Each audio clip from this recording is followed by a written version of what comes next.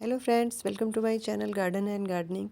फरवरी के टाइम में गार्डन का बहुत ढेर सारा काम बढ़ जाता है और उनमें सबसे ज़्यादा ज़रूरी काम होता है पौधों को फर्टिलाइज़र देना और उनकी प्रूनिंग करना।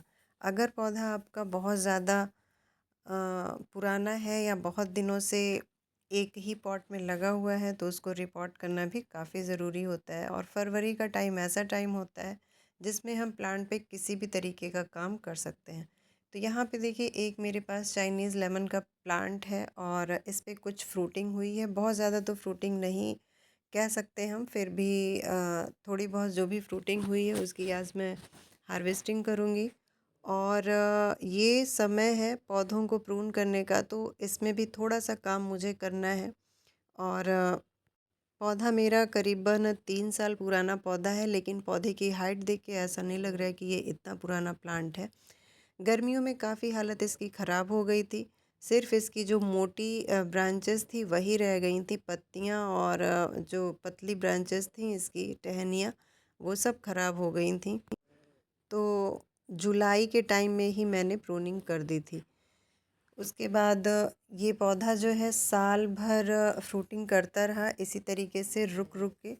और एक ही समय में इस प्लांट पे आपको छोटे फ्रूट्स भी दिखाई देंगे, बर्ड्स भी दिखाई देंगी, फ्लावर भी दिखाई देंगे और इस तरीके से बिल्कुल पके हुए फल भी इस पे आपको दिखाई देंगे। तो पौधा ऐसा है कि इसके लिए कोई फ़िक्स टाइम नहीं है कि इसी टाइम पे हमको इसकी प्रूनिंग करनी है, कि फरवरी में सभी प्लांट की हम प्रूनिंग कर रहे हैं तो इसको भी हम काट छाँट दें, ऐसा नहीं है। प्लांट किस समय ऐसा है जब इस पे बर्ड्स ना आई हों और फ्रूट ना लगे हों, तो वो समय आप देख के इसकी कटाई छटाई कर सकते हैं।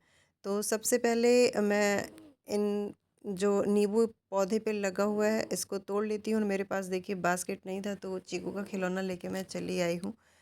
और जितने भी ये नींबू लगे हुए हैं सबको मैं आज तोड़ लूँगी। नींबू तोड़ना इसलिए भी ज़रूरी है क्योंकि अभी ये परफेक्ट टाइम है इस प्लांट पे फ्रूटिंग होने का, फ्लावरिंग होने का। साल भर होते हैं लेकिन फरवरी के टाइम में बहुत ज़्यादा मात्रा में इस पे जो है फ्लावर आते हैं और उसी हिसाब से फिर इसमें इस तरीके से नींबू बनते हैं। तो अभी ये समय है इस प्लांट पे फर्टिलाइज़र देने का। और अगर हम केयर की बात करें तो बहुत ज़्यादा केयर की ज़रूरत नहीं होती है। और इस समय हमें हार्वेस्ट करना क्यों ज़रूरी है? जब हम इसके पके हुए जो भी नींबू हैं उसको हम तोड़ लेंगे तो पौधा जो है कलियों पे ज़्यादा काम करेगा और जो नए फ्रूट्स इसमें बन रहे हैं उस पे ज़्यादा काम करेगा। और जितना ज़्यादा हम हार्वेस्ट करते हैं उतना ही ज़्यादा फ्लावर और फ्रूट्स आते हैं प्लांट पे। हर एक प्लांट के साथ ऐसा होता है। और अभी देखिए, मैं बहुत ज़्यादा तो इस प्लांट की प्रूनिंग नहीं कर रही हूँ, लेकिन जो इसमें आपको डेड ब्रांचेस दिख रही हैं उसको हमें कट करके हटा देना है। एक तरीके से कह सकते हैं सॉफ्ट प्रूनिंग करनी है। और जिस भी ब्रांच पे, जैसे कि अभी हमने यहाँ से नींबू तोड़ लिया है तो ये वाली टहनी बिल्कुल ही खाली दिख रही है। इस पे ना तो कोई पत्ती दिख रही है ना ही कोई बर्ड्स दिख रही है, तो इसको हम इस तरीके से कट करके हटा देंगे तो वहाँ से फिर से नई नई ब्रांचेस आएंगी। तो इस तरीके से हमको देख के इस प्लांट की प्रूनिंग करनी है। अगर हम इस प्लांट की मिट्टी की बात करें तो मिट्टी ऐसा बनाइए, हर एक प्लांट के लिए बताती हूँ, कि जिसमें पानी ना रुके। तो उसके लिए अगर आप रेत यूज़ करना चाहते हैं तो रेत यूज़ करिए। अगर आपके गार्डन की मिट्टी थोड़ी सी भुरभुरी है तो उसमें रेत मिलाने की ज़रूरत नहीं है, क्योंकि बहुत ज़्यादा अगर हम प्लांट्स वगैरह अपने टेरेस गार्डन पे इसी तरीके से लगाते हैं और मिट्टी के पॉट में लगाते हैं और उसमें अगर हम रेत का ज़्यादा यूज़ करते हैं तो बहुत ज़्यादा वज़न हो जाता है छत पे, तो इसका भी ध्यान हमें देना होता है। और देखिए, जितने भी बड़े पौधे हैं मेरे पास, मैंने या तो उनको ग्रो बैग में लगाया है या इस तरीके से प्लास्टिक के कंटेनर में मैंने लगा दिया है, तो इसमें भी पौधे बहुत अच्छे से चलते हैं। और ये जो बड़े बड़े नर्सरी पॉट होते हैं इसमें ड्रेनेज होल बहुत अच्छा होता है, तो किसी भी तरीके से इसमें पौधे ख़राब नहीं होते हैं। तो ज़्यादातर बड़े पौधे मैंने इसी तरीके के पॉट में लगाए, चाहे वो फ्रूट प्लांट हो और चाहे वेजिटेबल प्लांट।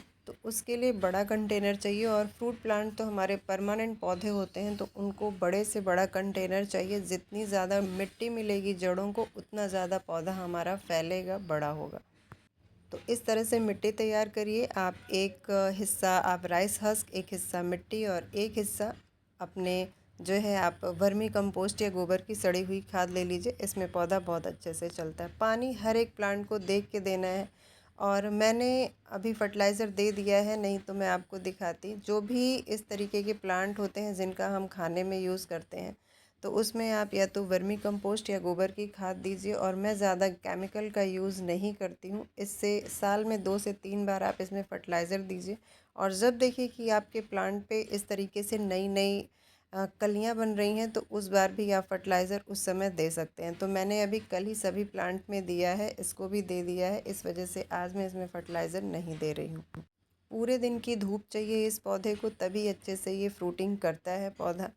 और एयर लेयरिंग से ये पौधा इजीली तैयार हो जाता है। कटिंग भी लग जाती है इसकी। तो आप या तो नर्सरी से इस पौधे को लाके लगा सकते हैं, या एयर लेयरिंग के द्वारा नया पौधा तैयार कर सकते हैं। बहुत ज़्यादा खट्टा होता है ये खाने में, तो आप इसका यूज़ कर सकते हैं किसी भी तरीके से। तो बस ये थी छोटी सी जानकारी इस नींबू के पौधे की, कि किस तरीके से मैंने अपने गार्डन में इसको रखा है और किस तरीके से इस पे फ्रूटिंग होती है।